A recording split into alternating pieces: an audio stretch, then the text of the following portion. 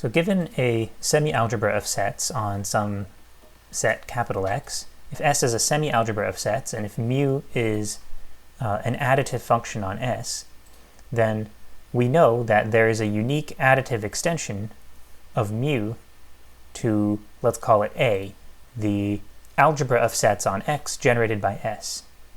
So let's call this mu bar. So given additive function on semi-algebra, there's a unique extension to additive function on the algebra that it generates. What we'd like to do now is further extend to a sigma algebra, to the sigma algebra that A generates, or if A is the algebra generated by semi-algebra S, then that's the same as extending from as generating a sigma algebra using S. We'd like to be able to extend mu to the sigma algebra level and get maybe mu bar bar. And we'd like to preserve the additivity as we do it. So we want a unique additive extension. Actually, we want a unique countably additive extension. So we already know that if mu is countably additive on a semi-algebra, then its extension, its unique additive extension, will automatically be countably additive on the algebra generated by that semi-algebra. That much we know. So everything up here we're good on already. But now what we'd like is to be able to further extend our measures, if you want to call them that. I guess you can call them that. A countably additive function on an algebra would be called a measure. We want to further extend that to a sigma algebra. So for example, we had our collection, I think I was calling it A naught, like this, of intervals that are contained in the unit interval 0, 1. And that was a semi-algebra. And then we had defined pretty easily a nice additive function on that semi-algebra.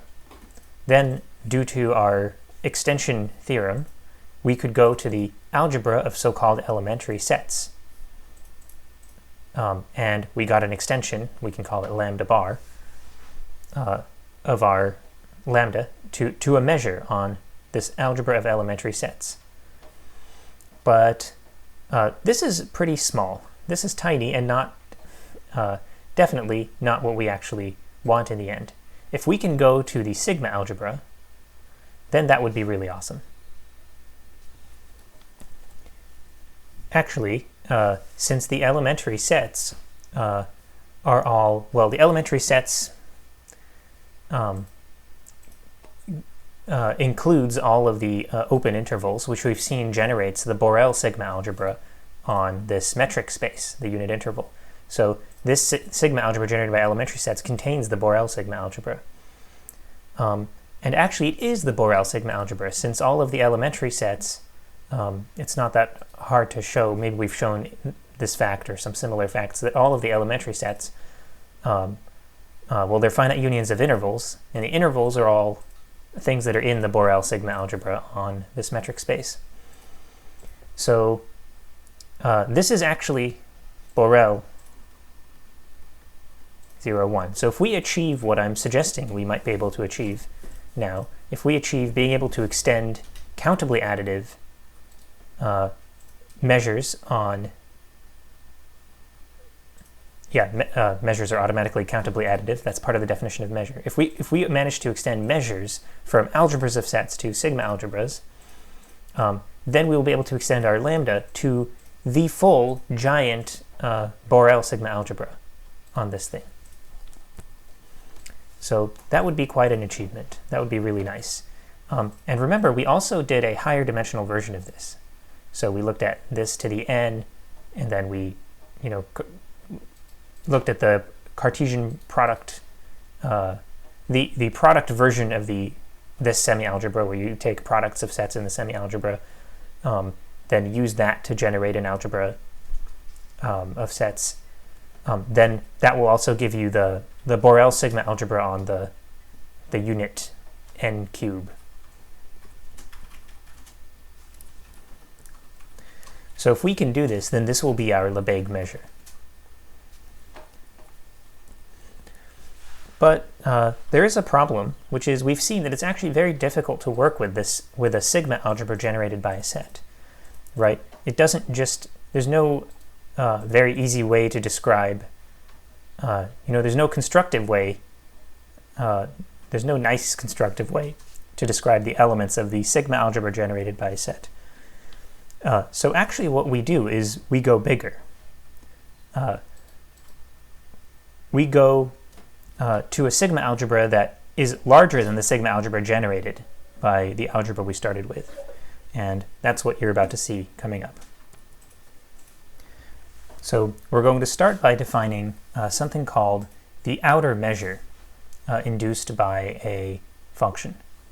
So this is a really general construction. We're going to start with any collection of sets, fancy A. So it doesn't even have to be a semi-algebra. Just any old collection of subsets of some set X, fancy A. And we'll just require that it contain capital X itself. Then we should also have any old function, non-negative function, on fancy A. So it doesn't have to be additive or anything like that, just a function, non-negative. Then we can define what is called the outer measure, you could say induced by mu. And it works like this.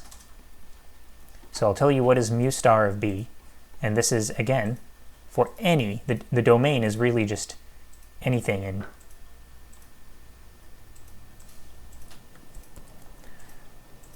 I should say, maybe I can give this mapping notation. We define mu star. Mu star is going to be on, it can be defined on any subset of X. So it's this huge thing. And it'll also be non-negative by a certain formula that I'm going to give for any B subset of X, like literally any subset. And here's the definition. It'll be the infimum of a certain set. It'll be the infimum of the set of values of this series.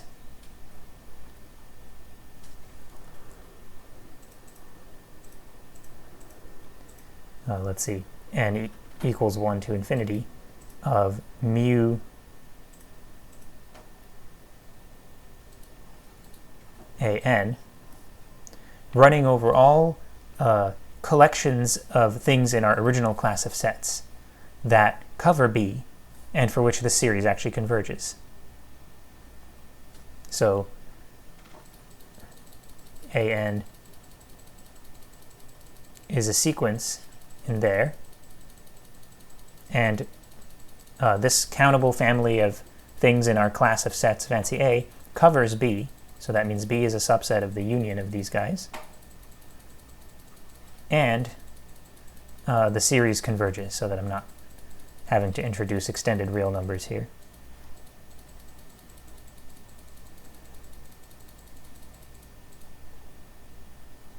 Converges.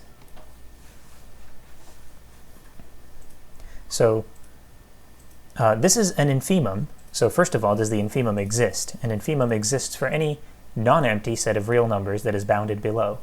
So is this a non-empty set of real numbers that is bounded below? Well, it's definitely bounded below because it consists of the convergent series of non-negative numbers. So everything in here is non-negative, so it's bounded below by 0. And so that justifies saying that mu star is taking non-negative values. But is this necessarily non-empty? Yes, this is why we just require that X be in our class of sets. That just guarantees that this is non-empty. Because if you just take X as your countable family, here we're considering a finite family to be a countable family. So if you just take X as your cover, B is a subset of X, and then this sum is actually just a finite sum, and it just consists of mu of X. That's the only term. So this is definitely a non-empty set. So it has an infimum, and so we can define this. So this is called the outer measure of B. So mu star is the outer measure induced by mu. And you should really think of outer measure as sort of one word, because this is definitely not always going to be a measure. For example, mu could be just some horrible thing. Right here, I'm not even assuming anything about mu. But yeah, it's a pretty general construction. So there's also a sort of general idea of outer measure. So we haven't defined what an outer measure is. And we are not going to, but there is a general idea of an outer measure, and then this ends up being one, as we are going to prove, at least most of the time. So when I talk about mu star of B, I'll probably call that the outer measure of B. All right, so new definition, and in this definition we're going to use this idea of outer measure. So suppose you've got, so again, this is a very general setting, just a collection of subsets of X, a subset of the power set of X, with the property that X is in it, and any old non-negative function mu. Now we're going to define the collection of what we call mu measurable sets.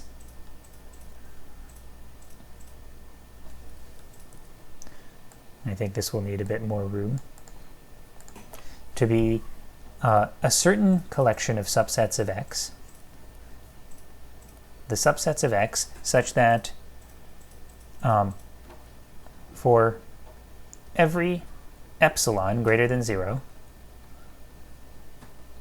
there is some... Okay, so this is not a sigma algebra, so I cannot call the elements measurable sets. But I want to call them something. So how about I call them special sets? So for every epsilon greater than 0, there's some special set, let's call it A,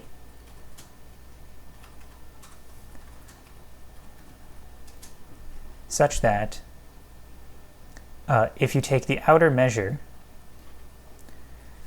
of A and B, symmetric difference, then that's less than epsilon.